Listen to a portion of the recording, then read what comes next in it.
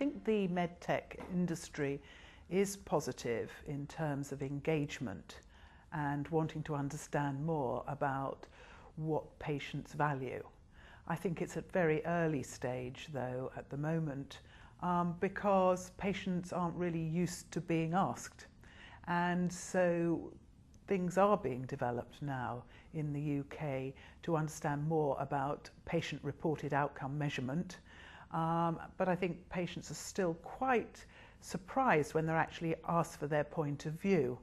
And particularly, I think, when it comes to things like interventions where they're asked now, would you have it done again?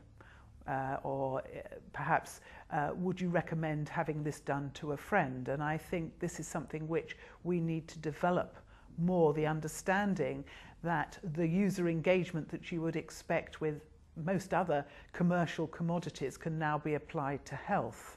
In relation to medical technology, I think the main factors that patients are facing relate obviously to issues around safety, around ensuring safety of medical devices, around access and availability of medical devices in all countries of the European Union.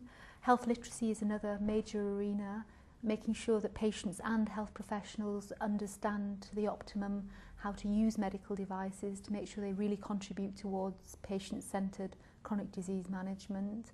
And I think the last factor is really looking at the role medical devices can play in relation to integrated care. I think that what is great in this industry, everybody who is linked in a way or another have to have in mind that the work we are doing every day is for a patient somewhere.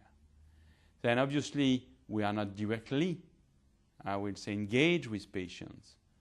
But as we discussed before, our industry needs to be closer and closer to the patient, because the real customer is not hospital, is not doctor, is a patient.